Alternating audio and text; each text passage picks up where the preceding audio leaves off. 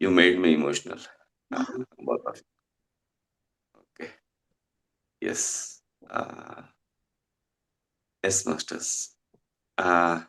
आज मैं बेंगलुरु में शिव शक्ति पिरामिड है जो अयप्पा मास्टर ने बनाया है, वहां पे ध्यान करने का मौका मिला। तो एक आवाज आई मुझे, केतपनोर is a part of the pyramid. तो आवाज आते ही वो पिरामिड पूरा गोल्डन स्ट्रक्चर में दिखाई दिया मुझे, गोल्डन मेटल में, not in the light body, प्रकाश शरीर में नहीं, आ, पूरे मेटल के बॉडी में। सो मेरा बॉडी भी वो लाइट बॉडी न होकर गोल्डन मेटल बॉडी बन गया, और मेरा मेटल, मेरा बॉडी स्ट्रक्चर का मेटल उस पिरामिड स्ट्रक्चर में मर्ज हो गया। एंड देयर वाज नो केतपनोर, पूरा पिरामिड स्ट्रक्चर ही रह गया। ये कल एक यहाँ जो बेंगलुरु है, इसमें जो मेडिटेशन किया था, ये एक्सपीरियंस है मास्टर्स। और यहाँ सवाल पूछा गया। अब पहला सवाल डॉक्टर नागेगौड़ा, एक ब्रीदिंग टेक्निक के बारे में आप बोल रहे थे, ओशो की टेक्निक, उसे बताइए। जरूर एक दिन बताएंगे मास्टर्स, और उसे मेंशन करके ही बताएंगे। और आनंद के और शोभित नाम के रिलेटेड क्वेश्चन, स्पेशली चैलेंज्ड जो बच्चे हैं, जो दिव्यांग बच्चे हैं, उनके लिए हम क्या करें मास्टर्स? उनके लिए मेडिटेशन सिखाएं, और हमारे सिखाने से उनको समझ में नहीं आएगा। वे टीचर्स रहेंगे, उनके अपने कोड लैंग्वेज में, उनके अपने एक लैंग्वेज होता है, उस लैंग्वेज में वो समझाएंगे। और जिस किसी बच्चे को आप स्पेशली चैलेंज या दिव्यांग बच्चों को जो आप ध्यान सिखाते हैं, जब भी ऐसे बच्चे मिलते हैं तो ऐसे मिलिए मास्टर्स। आप अपने भीतर से बिल्कुल शून्य बनिए, साक्षात ब्रह्मर्षि पिता महापत्री जी उनसे मिल रहे हैं, ऐसे डिवाइन फीलिंग में, एकदम जीरोनेस में, महापरिशून्य स्थिति में उन बच्चों को स्पर्श कीजिए, हग कीजिए। उनके सर के ऊपर हाथ रखना चाहते हैं, अपने आप आपका हाथ जाता है तो हाथ रखिए। और पीठ फेरना चाहते हैं, उनके पीठ के ऊपर हाथ फेरना चाहते हैं तो हाथ फेरिए। उन बच्चों को दिव्य रूप से स्पर्श कीजिए please. They are not normal, याद रखिए।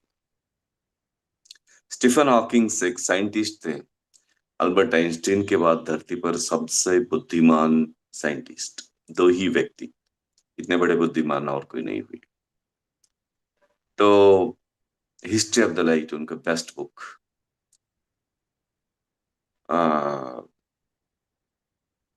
वे एक विशेष चेतन, एक दिव्यांग व्यक्ति थे। क्यों ऐसे बनते हैं बच्चे? उनके समग्र चेतन को एक ही पॉइंट पर फोकस करने के लिए ऐसे बन के आते हैं।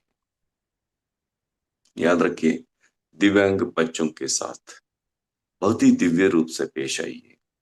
और जो भी पेरेंट्स हैं, वे एक्चुअली अपने फास्ट ग्रोथ में ये एक ऐसा बच्चा पैदा हो गया, ऐसे अपने रास्ते में रोड़े समझते हैं। ऐसा नहीं मास्टर्स, वे हमें खास कुछ गिफ्ट देने आए हुए रहते हैं। वो समझ में आने तक कुछ पता नहीं चलता, कुछ पता नहीं चलता। तो प्लीज, धरती पर हमें ऐसे चलना चाहिए मास्टर्स। जिस किसी से मिलते हैं तो वो जिंदगी भर याद रखना चाहिए। अगर किसी प्राणी को स्पर्श करते हैं तो अपने को धन्य समझना चाहिए। आपके पैरों तले कोई भी एक कीड़ा मकोड़ा अगर मिल के वो बॉडी वेकेट करने का टाइम आता है तो वो खुशी में वेकेट करना चाहिए। अरे इनके पैरों के तले मेरा प्राण जा रहा है, ऐसा उनको फील होना चाहिए मास्टर्स। ऐसे हमें जीना चाहिए। एक घर में, एक कमरे में जाके आते हैं तो घर खुश होना चाहिए। इसीलिए मास्टर्स, पेड़ों को, पौधों को, कीड़े मकोड़ों को, प्राणियों को, पंछियों को बहुत दिव्य रूप से स्पर्श कीजिए, दिव्य दृष्टि से देखिए। मनुष्य को भी वैसे ही स्पर्श कीजिए। आज मनुष्य को उस दिव्य रूप से अंदर से, जो भीतर से संपूर्ण वो कंपैशन और प्रेम भरा स्पर्श इंसान को नहीं मिल रहा है मास्टर्स, इसलिए ही इंसान इतना रफ एंड टफ होता जा रहा है।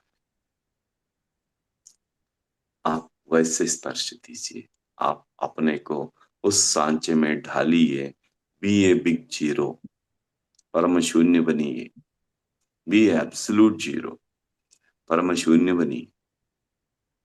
तो उस स्थिति में स्पर्श कीजिए, उस स्थिति में बातें कीजिए masters. Okay, thank you, thank you, thank you so much masters. और आज मैं बेंगलुरु में हूँ, बेंगलुरु लोकल वाले मास्टर्स, 10 बजे से 1 बजे तक, सुबह 10 बजे से दोपहर 1 बजे तक मैं यहाँ रागीगुड्डा जो देवस्थान है, मंदिर है, यहाँ पे रहूंगा। जो भी मास्टर्स यहाँ के ग्रुप मेडिटेशन में ज्वाइन होना चाहते हैं तो ज्वाइन हो जाइए। Okay sir, Shanta madam handle ಮಾಡಿ. ओ, बने मैडम। ನಮಸ್ತೆ ಸರ್. ನಮಸ್ತೆ ಮೇಡಮ್, ಬನ್ನಿ ಬನ್ನಿ ಬನ್ನಿ. ನಮಸ್ತೆ ಆಲ್ ಮಾಸ್ಟರ್ಸ್, ಎಲ್ಲರಿಗೂ ಶುಭೋದಯ. ಏನಿಲ್ಲ ಸರ್, ನೀವು ಇಷ್ಟೊತ್ತು ಹೇಳಿದಕ್ಕೆ ಒಂದು ಶೇರ್ ಮಾಡ್ಬೇಕು ಅನ್ನಿಸ್ತು. ದಯವಿಟ್ಟು ದಯವಿಟ್ಟು. ನಾವು ಮೊನ್ನೆ ತಿರುವಣ್ಣಾಮಲೆಗೆ ಹೋಗಿದ್ವಲ್ಲ ಸರ್, ತಿರುವಣ್ಣಾಮಲೆಗೆ ಹೋಗಿದ್ದಾಗ ಆ ಪ್ರಾಣಿ ಪಕ್ಷಿಗಳಂದ್ರೆ ಕೂಡ ಯಾವ ತರ ಇರ್ತಾರೆ ಅನ್ನೋದಕ್ಕೆ, ನಾವು ವಿರೂಪಾಕ್ಷ ಗುಹೆಗೆ ಹೋಗ್ಬೇಕಾಗಿತ್ತು. ಸ್ಟಾರ್ಟಿಂಗ್ ಎಲ್ಲ ರಮಣ ಮಹರ್ಷಿ ಅವ್ರ ಮೆಸೇಜ್ ಇತ್ತು ಸರ್, ಅಲ್ಲಿಗೆ ಹೋಗೋಣ ಅಂತ ಹೋಗುವಾಗ ಅಲ್ಲಿಂದ ಆಪಲ್ಸ್ ತಗೊಂಡೋಗಿದ್ದೆ ಸರ್, 4 ಆಪಲ್ ತಗೊಂಡೋಗಿದ್ದೆ. ಸ್ವಲ್ಪ ಚಾಕ್ಲೇಟ್, ಅಲ್ಲಿರೋ ಸ್ವಾಮೀಜಿಗಳಿಗೆಲ್ಲ ಚಾಕ್ಲೇಟ್ಸ್ ಇಟ್ಕೊಂಡು ಹೋಗಿರ್ತೀನಿ, ಸುಮ್ನೆ ಅವ್ರು ಒಂದೊಂದು ಬಾಯಲ್ಲಿ ಇಟ್ಕೊಂಡ್ರೆ ಕೂಡ ಸಾಕು. ಮತ್ತೆ ಪೇಪರ್ ಇರೋದು ಬೇಡ ಅಂತ ಪಾಪರ್ಮೇಟ್ ತಗೊಂಡೋಗಿರ್ತೇನೆ ಅವ್ರಿಗೆ. ಆ ತರದ್ದು 8 ಪಾಕೆಟ್ ಇರುತ್ತೆ, ನಾನು ಎತ್ಕೊಂಡು ಹೋಗಿದ್ವಿ. ಅದ್ರಲ್ಲಿ 2 ಆಪಲ್ ಕವರ್ ಅಲ್ಲಿ ಹಾಕೊಂಡು ಹೋಗಿ ಸರ್, ಹೋಗ್ತಾ ಕೋತಿಗಳು ಬರ್ತಾರಲ್ಲ ಅವ್ರಿಗೆ ಕಟ್ ಮಾಡ್ಬಿಟ್ಟು ಎಲ್ಲರಿಗೂ ಒಂದೊಂದು ಪೀಸ್ ಕೊಡೋಣ ಅಂತ ನಾನು ಚಾಕು ಆಪಲ್ ಎಲ್ಲ ಎತ್ಕೊಂಡು ಹೋಗಿದ್ದೆ. ನಮ್ ಫ್ರೆಂಡ್ ಎತ್ಕೊಂಡ್ ಬರ್ತಾ ಇದ್ರ ಹಿಂದೆ. ಅಲ್ಲಿ ಸಡನ್ ಆಗಿ ನಾವು ನಮ್ಮ ಮಾತಲ್ಲಿ ನಾವು ಅಲ್ಲಿಗೆ ಹೋಗ್ತಾ ಇರೋ ಮೂಡಲ್ಲಿ ಆ ಕೋತಿಗಳನ್ನ ಮರ್ತೋಗಿದ್ವಿ ನಾವು, ಅಸಲು ಅವ್ರು ಇರೋದು ಕೂಡ ಜ್ಞಾಪಕ ಇಲ್ಲ ನಮ್ಗೆ. ಸಡನ್ ಆಗಿ ಒಂದ್ ಕಡೆ ಬಂದು ಅಟ್ಯಾಕ್ ಮಾಡಿದ್ರು. ಆ ಕವರ್ ಪೂರ್ತಿ ಆ ಹುಡುಗಿ ಭಯ ಪಡತಾರನೇ ಇಲ್ಲ, ಸುಮ್ನೆ ಇಟ್ಬಿಟ್ರು. ಸುಮ್ನೆ ಫುಲ್ ಕವರ್ ತೆಗೆದ್ಬಿಟ್ಟು ಆ ಆಪಲ್ ಮಾತ್ರ ತಗೊಂಡು ಹೋಗ್ಬಿಟ್ರಿ ಇಬ್ರು. ಮಿಕ್ಕಿದ್ದು ಚಾಕ್ಲೇಟ್ಸ್ ಏನು ಮುಟ್ಟಿಲ್ಲ ಸರ್. ಆಮೇಲೆ ಕವರ್ ಜೋಪಾನ ಮಾಡಿದ್ರು, ತಗೊಂಡ್ ಬಂದ್ರು. ಎಲ್ಲ ಹೋಗಿ ನಾವು ಧ್ಯಾನ ಮಾಡ್ಕೊಂಡ್ ಬರುವಾಗ ಸಾಕ್ಷಾತ್ ಆಂಜನೇಯ ಸ್ವಾಮಿ ಇಷ್ಟು ದೂರ ಆಪಲ್ ತಂದೂರು ಕೊಟ್ಟಿದ್ದಕ್ಕೆ ನಿಮಗೆ ಧನ್ಯವಾದಗಳು ಅಂತ ಅವರು ಅಲ್ಲಿ ಕೃತಜ್ಞತೆ ಹೇಳಿದ್ರು ಬರುವಾಗ. ನೋಡಿ ಆಪಲ್ ಮಾತ್ರ ನಾನು ಆಮೇಲೆ ಕೇಳ್ದೆ, ಹೌದು ಚಾಕ್ಲೇಟ್ಸ್ ಪೇಪರ್ಸ್ ಎಲ್ಲ ಅರ್ಧ ಹಾಕ್ಬಿಟ್ವಾ, ಅವು ಇದಾವ ಎತ್ಕೊಂಡ್ ಹೋದ್ರ ಅವ್ರು, ಯಾಕಂದ್ರೆ ಚೆಲ್ ಬಿಡ್ತಾರೆ ಸುಮ್ನೆ ವೇಸ್ಟ್ ಮಾಡ್ತಾರೆ ಅಂತ. ಇಲ್ಲ ಅಮ್ಮ, ಚಾಕ್ಲೇಟ್ಸ್ ಏನು ಮುಟ್ಟೆ ಇಲ್ಲ, ಅವ್ರು ಬರೀ ಆಪಲ್ ಮಾತ್ರ ಎತ್ಕೊಂಡು ಹೋದ್ರು ಅಷ್ಟೇ, ಇನ್ನೇನು ಮುಟ್ಟಿಲ್ಲ ಅಮ್ಮ ಅಂದ್ರು ಅವರು. ಆಮೇಲೆ ಹೇಳ್ತಾ ಇದಾರೆ ಅವರು, ಅಮ್ಮ ಆಪಲ್ ಕೊಟ್ಟಿದ್ದಕ್ಕೆ ಆಂಜನೇಯ ಸ್ವಾಮಿ ಬಂದು ಥ್ಯಾಂಕ್ಸ್ ಹೇಳ್ತಾ ಇದಾರಮ್ಮ ನಮ್ಗೆ. ಅದೊಂದು ಅನುಭವ ಆಯ್ತು. ಆಮೇಲೆ 2 ದಿನ ಇದ್ಮೇಲೆ ಶೇಷಾದ್ರಾಶ್ರಮ ಅಂತ ಇದೆ, ಅಲ್ಲಿ ಹೋಗಿ ನಾವು ಒಂದು 1 ಅವರ್ ಧ್ಯಾನ ಮಾಡಿ ಪ್ರಸಾದ ಕೊಡ್ತಾ ಇದ್ರು. ಪ್ರಸಾದ ತಗೊಂಡು ಒಂದು ಕಾಂಪೌಂಡ್ ತರ ಇತ್ತು, ಬಂದು ಅಲ್ಲಿ ಕುತ್ಕೊಂಡು ಪ್ರಸಾದ ತಗೊಂಡು ಅದ್ರ ಬಗ್ಗೆನೇನೋ ಧ್ಯಾನದ ಬಗ್ಗೆ ಮಾತಾಡ್ತಾ ಕೂತಿದ್ವಿ. ಚಿಕ್ಕ ಗಿಡ ಸರ್, ಅಲ್ಲಿ ಪಕ್ಕದಲ್ಲಿ ಚಿಕ್ಕದು ಒಂದು ಹತ್ತಿ ಗಿಡ ತರ ಒಂದು ಚಿಕ್ಕ ಗಿಡ ಇದೆ. ಅವಾಗ ತಾನೆ ಚಿಕ್ಕಗಳೆಲ್ಲ ಬಂದು ತುಂಬಾ ಚೆನ್ನಾಗಿತ್ತು. ನಮ್ ಫ್ರೆಂಡ್ ಆ ಕಡೆ ಸಡನ್ ಆಗಿ ಪ್ರಸಾದ ತಗೊಂಡಾಗ ತಿರುಗಿ ನೋಡ್ಬಿಟ್ಟು ಹೇಳಿದ್ರು, ಮೇಡಮ್ ಈ ಗಿಡ ನಮ್ಗೆಲ್ಲರಿಗೂ ಥ್ಯಾಂಕ್ಸ್ ಹೇಳ್ತಾ ಇದೆ. ನಗು ಬಂತು. ಏನಂತೆ ಅಮ್ಮ ಅಂದ್ರೆ, ನೀವೆಲ್ಲರೂ ಬಂದು ಇಲ್ಲಿ ಕುತ್ಕೊಂಡು ಪ್ರಸಾದ ತಗೊಳ್ತಾ ಇದ್ರೆ ನಿಮ್ಮನ್ನ ನೋಡಿದ್ರೆ ನಂಗೆ ತುಂಬಾ ಖುಷಿ ಆಗ್ತಾ ಇದೆ. ನೀವ್ ಇಲ್ಲಿ ಬಂದಿದ್ದಕ್ಕೆ ನನ್ಗೆ ಎಷ್ಟು ಸಂತೋಷ ಆಗ್ತಾ ಇದೆ ಅಂದ್ರೆ ಹೇಳೋಕ್ಕಾಗಲ್ಲ, ತುಂಬಾ ಸಂತೋಷ ಆಗ್ತಾ ಇದೆ ಅಂತ. ಒಂದು ಚಿಕ್ಕ ಗಿಡ ಅದು ಹೇಳ್ಬೇಕು ಅಂದ್ರೆ ಸರ್, ಅಷ್ಟು ಒಂದು ಮೇಡಮ್. ಮಾಸ್ಟರ್ಸ್ ಈಗ ತಾನೇ ಹೇಳಿದೆ ಎಕ್ಸ್ಪೀರಿಯನ್ಸ್ಗೆ ಮೇಡಮ್ ಅವ್ರು ಹೇಳಿದ್ದು ಹೆಂಗೆ ಅಂದ್ರೆ ಅದಕ್ಕೆ ಸಿಕ್ಕ ಹಾಕಿ ಸಹಿ ಮಾಡಿದಂಗಾಯ್ತು. ಇದಕ್ ಮುಂಚೆ ಥ್ಯಾಂಕ್ ಯು ಮೇಡಮ್. ಹೇಳಿ ಕಂಟಿನ್ಯೂ ಮಾಡಿ. ಇದಕ್ ಮುಂಚೆ ಒಂದ್ಸತಿ ಗಿರಿ ಪ್ರದಕ್ಷಿಣೆ ಮಾಡ್ಕೊಂಡ್ ಬರುವಾಗ ಅಲ್ಲೊಂದು ಕಲ್ಲು ಕೂಡ ಸರ್, ನಾವೆಲ್ಲರೂ ಬೇರೆ ಕಡೆ ಮೆಟ್ಲ ಮೇಲೆ ಕುತ್ಕೊಂಡ್ ಅಂತ ಹೋಗ್ತಾ ಇದ್ರೆ ಇನ್ನೊಬ್ರು ಫ್ರೆಂಡ್ ಹೇಳಮ್ಮ, ಇವ್ರು ಹೇಳ್ತಾ ಇದಾರೆ ಇಲ್ಲಿ ಯಾಕೆ ನನ್ ಮೇಲೆ ಕುತ್ಕೊಳಲ್ವಾ, ನನಗ್ ಬೇಡವಾ ಮುಕ್ತಿ, ನೀವ್ ಅಲ್ಲಿ ಮಾತ್ರ ಕುತ್ಕೊಳ್ತೀರಾ ಅಂತ ಹೇಳ್ತಾ ಇದಾರಮ್ಮ ಅಂತ ಹೇಳಿದ್ರು. ಆ ಬಂಡೆ ಮೇಲೆ ಕುತ್ಕೊಂಡು ಎದ್ದು ಬಂದ್ವಿ. ಆ ಬಂಡೆ ಕೂಡ ಕೃತಜ್ಞತೆ ಹೇಳ್ತಾ ಹೋತು. ಮೋರಿ ಮೇಲಿರೋ ಕಲ್ಲು ಆಕ್ಚುಲಿ ಅದು. ಹಂಗಿರ್ಬೇಕು. ಆಮೇಲೆ ಆ ಶೇಷಾದ್ರಾಶ್ರಮದಲ್ಲಿ ಇವ್ರನ್ನ ಮಾತಾಡ್ಸ್ಕೊಂಡು ನಾವು ಮುಂದಕ್ಕೆ ಪ್ರಸಾದ ತಗೊಂಡು ಈ ಕಡೆ ಕೈ ತೊಳ್ಕೊಂಡ್ ಬರ್ತಾ ಅಲ್ಲಿ ಬಿದಿರಿನ ಒಂದು ಪೊದೆ ಇತ್ತು. ಆ ಬಿದಿರು ಹತ್ರ ಬರ್ತಾ ಇದ್ರೆ ಎಲ್ಲಾರು ಅದ್ರ ಮೇಲೆ ಗೀಚಿದಾರೆ ಅವ್ರ ಹೆಸರುಗಳಂತ, ಅದು ಇದು ಅಂತ. ಅಲ್ಲಿ ನಾವು ಸುಮ್ನೆ ಮುಟ್ಟಿ ನೋಡ್ಕೊಂಡ್ ಬರ್ತಾ ಇದ್ವಿ. ಅವ್ರು ಹೇಳ್ತಿದಾರೆ, ಏನ್ ಮಾಡೋದು ನಿಮ್ಮ ಮಾನವರು ನಮ್ಮ ದೇಹನ್ ಕೂಡ ಬಿಡಲ್ಲ, ನಮ್ ದೇಹನ್ ಕೂಡ ಪರಿಸ್ತಾನೇ ಇರ್ತಾರೆ. ಅವ್ರ ಹೆಸರು ಅವ್ರಿಗೆ ಗೊತ್ತಿರಲ್ಲ, ಅದಕ್ಕೆ ನಮ್ ಮೇಲೆ ಪರಿಚ್ಕೊಂಡು ಈ ತರ ನಮ್ಮನ್ನ ಗಾಯ ಮಾಡ್ತಾ ಇರ್ತಾರೆ ಅಂತ ಹೇಳಿದಾಗ ನಿಜವಾಗ್ಲೂ ನಮ್ಗೆಲ್ಲಾರ್ಗು ಒಂದ್ ಸೆಕೆಂಡ್ ಕಣ್ಣಲ್ಲಿ ನೀರೇ ಬಂತು ಸರ್. ಆನಂದ್ ಮತ್ತು ಶುಭಾ ಶೋಭಿತ್ ಮೇಡಮ್, ಆ ನಿಮ್ಗೆ ಅರ್ಥ ಆಗ್ತಾ ಇದೆಯಾ? ಈಗ ನೀವು ಕೇಳಿರೋ ಪ್ರಶ್ನೆ ಎಷ್ಟು ಆ ಏನಂತಾರೆ ರೆಲೆವೆಂಟ್ ಇದೆ, ಮತ್ತೆ ಅದಕ್ಕೆ ಮೆಸೇಜ್ ಹೆಂಗೆ ಬರ್ತಾ ಇದೆ ನಿಮಗೆ ಅಂತ ಅರ್ಥ ಆಗ್ತಾ ಇದೆಯಾ? Please yes continue madam please. ಈ ತರ ಪ್ರತಿ ಒಂದು ಕೂಡ ಸರ್ ನಮ್ ಜೊತೆಗೆ ಹೆಂಗೆ ಸ್ಪಂದಿಸ್ತಾ ಇದಾರೆ ಅಂದ್ರೆ ಅವ್ರು ನಮ್ ಜೊತೆ ಅಷ್ಟು ಶೇರ್ ಒಂದು ಒಣಗಿರೋ ಎಲೆ ಕೂಡ ಸರ್ ರೀಸೆಂಟ್ ಆಗಿ ಚನ್ನಪಟ್ಟಣದಿಂದ ಒಬ್ರು ಶೇರ್ ಮಾಡಿದ್ರು. ಒಂದ್ ಚಿಕ್ಕ ಹುಡುಗ ಅವನು ಇದು ಮಾಡ್ತಾ ಇದ್ರೆ ವಾಕಿಂಗ್ ಮಾಡ್ತಾ ಇದ್ರೆ ಒಣಗಿರೋ ಎಲೆ ಅಲ್ಲಿ ಬಿದ್ದಿರೋ ಸುಮ್ನೆ ತಗೊಂಡ್ರೆ ನನ್ನ ತಗೊಂಡೋಗ್ಬಿಟ್ಟು ನಾನ್ ಮರದ ಹತ್ರ ಬಿಡ್ತೀಯ ನೀನು, ಒಣಗಿ ಕೆಳಗಡೆ ಉದುರೋಗಿರೋ ಎಲೆ ಇಷ್ಟಕ್ಕದು. ಯಾಕೆ ಅಂತಂದ್ರೆ ನನ್ಗೂ ನಮ್ ಫ್ಯಾಮಿಲಿ ಎಲ್ಲ ಇದೆಯಲ್ಲ, ನಮ್ ಫ್ಯಾಮಿಲಿಯಲ್ಲಿ ನೋಡು ನಮ್ ಮರದಲ್ಲಿ ಎಲ್ಲಾರು ಇದಾರೆ, ನಾನ್ ಮಾತ್ರ ಉದುರೋಗ್ಬಿಟ್ಟಿದೀನಿ ಫಸ್ಟ್, ನಾನ್ ಬೇರೆ ಕಡೆ ಬಿದ್ದೋಗ್ಬಿಟ್ಟಿದೀನಿ, ನಾನ್ ತಗೊಂಡೋಗ್ಬಿಟ್ಟು ಆ ಮರದ ಹತ್ರನೇ ಬಿಟ್ಬಿಡು, ನನ್ ಫ್ಯಾಮಿಲಿ ಜೊತೆ ಇರ್ಬೇಕು ಅಂತ ನನಗ್ ಆಸೆ ಆಗ್ತಾ ಇದೆ. ನಾವ್ ಅನ್ಕೊಳ್ತೀವಿ ಪ್ರಾಣಿ ಪಕ್ಷಿಗಳಿಗೆ ಮಾತ್ರ ನಾವು ಶಾಖಾಹಾರಿ ರ್ಯಾಲಿಗಳು ಯಾಕೆ ಮಾಡ್ತೀವಿ, ಅವರು ಮಕ್ಕಳನ್ನ ನಾವು ದೂರ ಮಾಡ್ತಾ ಇದೀವಿ, ತಾಯಂದಿರನ್ನ ದೂರ ಮಾಡ್ತಾ ಇದೀವಿ ಅನ್ಕೊಳ್ತೀವಿ. ಇದು ಒಣಗೋಗಿರೋ ಎಲೆನೇ ಅಲ್ವಾ ಅಂತ ನಾವ್ ಅನ್ಕೊಳ್ತೀವಿ. ಆದ್ರೆ ಆ ಒಣಗೋಗಿರೋ ಎಲೆ ಕೂಡ ಎಷ್ಟು ಫೀಲ್ ಆಗ್ತಾ ಇದೆ, ಆ ಫ್ಯಾಮಿಲಿಗೋಸ್ಕರ ಎಷ್ಟು ಒದ್ದಾಡ್ತಾ ಇದೆ, ಆ ಸಂಬಂಧಗಳಿಗೋಸ್ಕರ ಎಷ್ಟು ಒದ್ದಾಡ್ತಾ ಇದೆ ಅನ್ನೋದನ್ನ ಪ್ರಕೃತಿ ನಿಜವಾಗ್ಲೂ ಎಷ್ಟು ಚೆನ್ನಾಗಿ ತೋರ್ಸ್ಕೊಡ್ತು ಅಂದ್ರೆ, ಇವೆಲ್ಲ ಕೇಳ್ತಾ ಇದ್ರೆ ನಿಜವಾಗ್ಲೂ ನಮ್ಗೆ ನಿಜವಾಗ್ಲೂ ಎಷ್ಟು ಜ್ಞಾನ ಇದ್ದು ಮೂರ್ಖರಾಗ್ತಾ ಇದೀವ, ಯಾವ್ದಕ್ಕೂ ಸ್ಪಂದಿಸ್ತಾರೇನೆ, ಯಾವ್ದ್ರ ಜೊತೆಗೂ ನಾವು ಸರಿಯಾಗಿ ಅನುಸಂಧಾನದಲ್ಲಿ ಇಲ್ದ್ರೇನೆ ನಮ್ಗೆ ಹೆಂಗ್ ಬೇಕೋ ಹಂಗೆ ರಾಕ್ಷಸತ್ವದಿಂದ ನಾವು ನಡ್ಕೊಳ್ತಾ ಇದೀವ ಅಂತ ಅನ್ಸುತ್ತೆ ಸರ್ ಒಂದೊಂದ್ಸತಿ ಕೇಳಿದಾಗ. ನೀವ್ ಹೇಳ್ದಾಗ ಟಚ್ ಅನ್ನೋದು ಹ್ಯಾಂಡಿಕ್ಯಾಪ್ಸ್ ಮಕ್ಕಳದಾಗ್ಲಿ, ಅವ್ರ ಹ್ಯಾಂಡಿಕ್ಯಾಪ್ಸ್ ನಿಜವಾಗ್ಲೂ ಸರ್ ಇಲ್ಲಿ ನಮ್ ಮನೆ ಹತ್ರ ಒಂದ್ ದೇವಸ್ಥಾನದಲ್ಲಿ ಹುಡುಗಿ ಇರೋಳು, ಇಡೀ ಅಲ್ಲಿ 23 ಜನ ಬರೋರು, ಅವಳು ಯಾರ ಜೊತೆಗೂ ಸ್ಪಂದಿಸೋದಿಲ್ಲ, ಯಾರಾದ್ರೂ ಮಾತಾಡಿದ್ರೆ ಅವಳು ಮಾತಾಡ್ಕೊಡ ಆಡಲ್ಲ. ಅದೇ ನಾನ್ ಹೋಗಿದ ತಕ್ಷಣ ಏನಾರ ಮಾತಾಡಿದ್ರೆ ಅಲ್ಲಿ ಬರುವಾಗ್ಲೇ ಕಂಡು ಹಿಡಿತಾಳೆ ಅವಳು. ನಮ್ ಶಾಂತ ಬಂದ್ರು ಆಂಟಿ ನೀವ್ ಬನ್ನಿ, ನೀವು ಅವಳಿಗೆ ಆಮೇಲೆ ಡ್ರೆಸ್ ಕೊಡೋದೆಲ್ಲ ತುಂಬಾ ಇಷ್ಟ. ನಾವಿಬ್ರು ಮ್ಯಾಚಿಂಗ್ ಅಲ್ಲ ಆಂಟಿ, ನಾವಿಬ್ರು ಎಷ್ಟು ಚೆನ್ನಾಗಿದ್ದೇವಲ್ಲ ಆಂಟಿ, ಅದು ಎಷ್ಟು ಖುಷಿಯಿಂದ ಇರ್ತಾಳೆ ಅಂದ್ರೆ ಒಂದ್ಸತಿ ನಾನ್ ಬೇಜಾರಾಗಿ ಏನೋ ಒಂಥರ ಇದ್ರೆ ಅವ್ಳು ನನ್ ರೂಪ ನೋಡಿ ತಡ್ಕೊಳಕ್ ಆಗ್ಲಿಲ್ಲ, ಅವಳು ಎಷ್ಟು ಹತ್ತು ಬಿಟ್ಲು ಅಂತ ಅಂದ್ರೆ ಇದು ನಮ್ ಶಾಂತ ಆಂಟಿ ಅಲ್ಲ, ಇವ್ರು ನಮ್ ಶಾಂತ ಆಂಟಿ ಅಲ್ಲ, ಇವ್ರು ಹಿಂಗಿರಲ್ಲ. ಅವಳಿಗೋಸ್ಕರ ನಾನು ಹೇಳ್ಬೇಕು ಅಂದ್ರೆ ನನ್ನ ರೂಪ ನಾನು ಸ್ವಲ್ಪ ಚೇಂಜ್ ಮಾಡ್ಕೊಂಡಿದೀನಿ ಸರ್, ಅವಳಿಗೆ ಅಷ್ಟು ನೋವು ಕೊಡ್ಬಾರ್ದು ಅಂತ. ಒಂದು ಮಗುವಲ್ಲಿ ಆ ಮಕ್ಕಳು ಎಷ್ಟು ದಿವ್ಯವಾಗಿ ಸ್ಪಂದಿಸ್ತಾರೆ ಅನ್ನೋದು ಅರ್ಥ ಆಯ್ತಾ ಮಾಸ್ಟರ್ಸ್? ಆ ದಿವ್ಯತೆ ನಮಗೂ ಬರ್ಬೇಕಂದ್ರೆ ನಾವು ಅದೇ ರೀತಿ ಅವ್ರ ಜೊತೆ ಕಮ್ಯುನಿಕೇಟ್ ಆಗ್ಬೇಕು ಮಾಸ್ಟರ್ಸ್, ಅದೇ ರೀತಿ ಕಮ್ಯುನಿಕೇಟ್ ಆಗ್ಬೇಕು, ಗೊತ್ತಿರ್ಲಿ ಪ್ಲೀಸ್. ಒಂದು ಮಾತಿದೆ ಮೇಡಮ್, ಹೇಳಿ ಸರ್. ಅಹಿಂಸಾ ಪ್ರತಿಷ್ಠಾಯಾಂ ತತ್ಸನ್ನಿಧೌ ವೈರತ್ಯಾಗ ಅಂತ ಪತಂಜಲಿ ಮಹರ್ಷಿಗಳ ಯೋಗ ಸೂತ್ರದಲ್ಲಿ ಇದು ಬರುವಂಥದ್ದು. ಒಬ್ಬ ಮನುಷ್ಯ ಆಂತರಿಕವಾಗಿ ಅಹಿಂಸೆಯ ಸ್ಥಿತಿಯಲ್ಲಿದ್ರೆ ಎದುರಿಗೆ ಬರುವಂತ ಎಂತ ಪರಸ್ಪರ ಕ್ರೂರ ಏನಂತಾರೆ ವೈರಿ ಪ್ರಾಣಿಗಳು ಕೂಡ ಇವರ ಸನ್ನಿಧಾನದಲ್ಲಿ ಬಂದ್ರೆ ಮೈತ್ರಿ ಭಾವದಿಂದ ಇರುತ್ತವೆ ಅಂತ, ವೈರ ಭಾವವನ್ನು ಮರೆತು. ಈಗ ನೀವು ಫೋಟೋಗಳು ನೋಡಿರ್ಬೋದಲ್ಲ, ಒಂದು ಜೈನ್ ಸಿಂಬಾಲ್, ಹುಲಿ ಮತ್ತು ಆಕಳು ಒಂದೇ ಜಾಗದಲ್ಲಿ ನೀರ್ ಕುಡಿಯೋದನ್ನ ಯಾರಾದ್ರೂ ಚಿತ್ರ ನೋಡಿರ್ಬೋದಲ್ಲ ಮಾಸ್ಟರ್ಸ್? ಆಕಳು ಮತ್ತು ಹುಲಿ ಒಂದೇ ಇದರಲ್ಲಿ, ಮತ್ತು ಹುಲಿಯ ಹಾಲನ್ನ ಆಕಳ ಮರಿ ಹುಲಿಯ ಹಾಲನ್ನ ಕುಡಿತಾ ಇರುವಂತ ಒಂದು ಸಿಂಬಲ್ ನೋಡಿರ್ಬೋದಲ್ಲ? ಇದು ಅಹಿಂಸೆಯ ಪರಾಕಾಷ್ಠೆ. ಅಲ್ಲಿ ಆ ಭಾವ ಇರುತ್ತೆ. ಹಾಗೆ ಮಾಸ್ಟರ್ಸ್, ನಾವು ಆ ದಿವ್ಯ ಭಾವವನ್ನು ಹೊಂದಿದರೆ ಆ ಮಕ್ಕಳಿಗೆ ಗೊತ್ತಾಗುತ್ತೆ, ಅವ್ರು ಎಷ್ಟು ಸಂತೋಷ ಪಡ್ತಾರೆ ಅಂದ್ರೆ ಅದು ಲೆಕ್ಕನೇ ಇಲ್ಲ ಪ್ಲೀಸ್.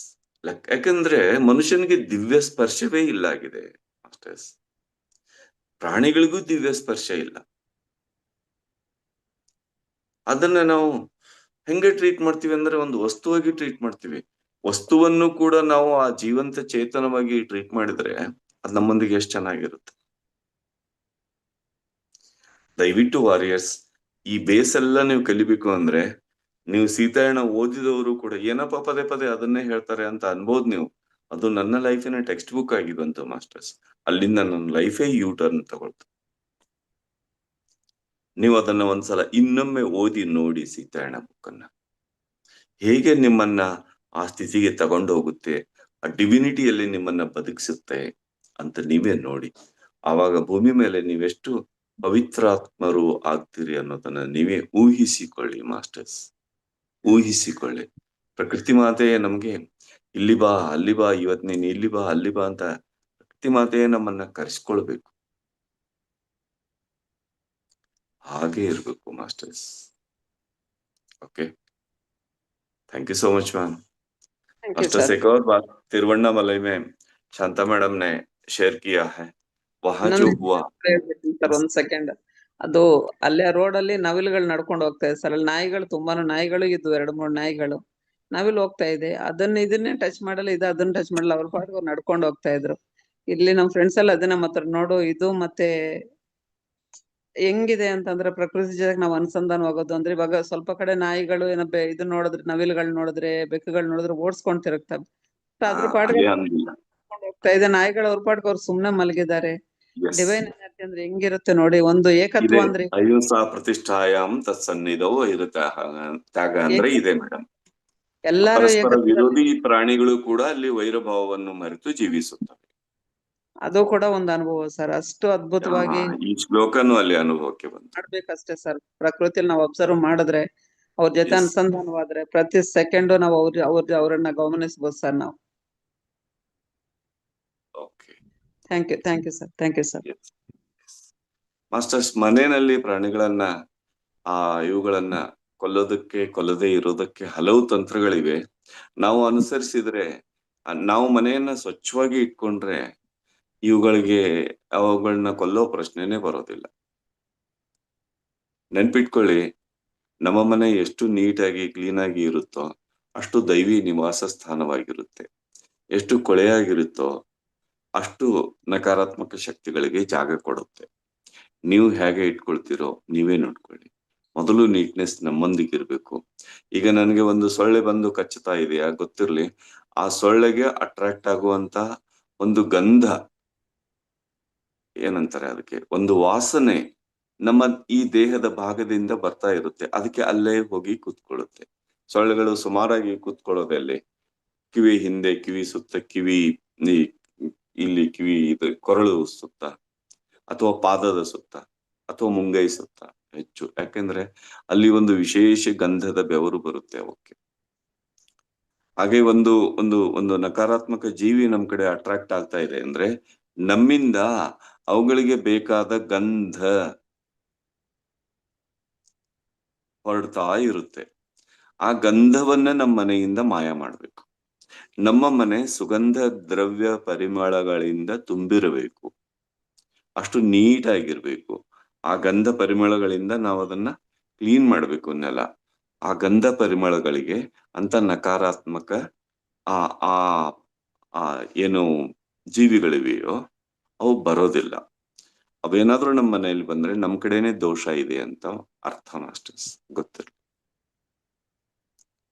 ನೀವು ಹೂವಿನ ಪರಿಮಳ ಇದ್ರೆ ಕಿಟಕಿ ಓಪನ್ ಮಾಡಿಟ್ರೆ ಒಂದು ಒಂದು ಒಂದು ಜೇನ್ನೊಣನೆ ಹಾರ್ಕೊಂಡು ಒಳಗ್ ಬರುತ್ತೆ ಹೊರತು ಸೊಳ್ಳೆ ಹಾರ್ಕೊಂಡು ಅದರ ಹತ್ರ ಬರೋದಿಲ್ಲ.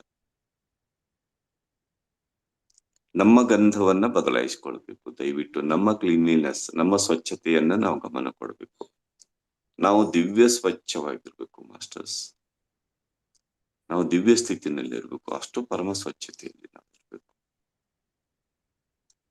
ओके मास्टर्स, और एक बात आ गई यहाँ पे, एक के साथ और एक बात कि दिव्य स्पर्श से कैसे कैसे अनुभव होते हैं। यहाँ तिरुवन्नामलई रमण महर्षि के प्लेस में मैडम रहते हैं, और वहाँ एप्पल और चॉकलेट जब लेके जा रहे थे तो बंदर आकर सिर्फ एप्पल लेके गए, चॉकलेट्स नहीं। तो बाद में उनको मैसेज मिला, आंजनेय स्वामी आकर स्वयं तुमने हम लोगों को एप्पल दिया, इसके लिए बहुत बहुत धन्यवाद। देखिए, तो वैसे प्राणियों को, पंछियों को हम डिवाइन स्पर्श करते हैं तो कैसा मैसेज मिलता है। और वहां इतने प्रेम से रहते हैं। कुत्ते और मोर दोनों एक साथ अपने अपने अपने लोक में वो जी रहे थे। वो कुत्ते मोरों को भगाते हुए या मोरों के पीछे नहीं पड़े थे। तो ये पतंजलि महर्षि कहते हैं, अहिंसा प्रतिष्ठाया तत्सन्निधौ वैरत्यागः। जिनके यहाँ अहिंसा तत्व परम तत्व में रहता है, वहां परस्पर विरोधी स्थिति में रहने वाले प्राणी भी अपने वैर भाव को भूलकर स्नेह भाव से रहते हैं। ये आप महापुरुषों के फोटो में देख सकते हैं। एक और सिंबल है, उसमें भी देख सकते हैं अहिंसा की पराकाष्ठा। एक जैन सिंबल है, एक ही पानी के नाले में एक और गाय और एक और शेर पानी पी रहे हैं। गाय का बछड़ा शेर के दूध पी रहा है और शेर का बछड़ा गाय का दूध पी रहा है।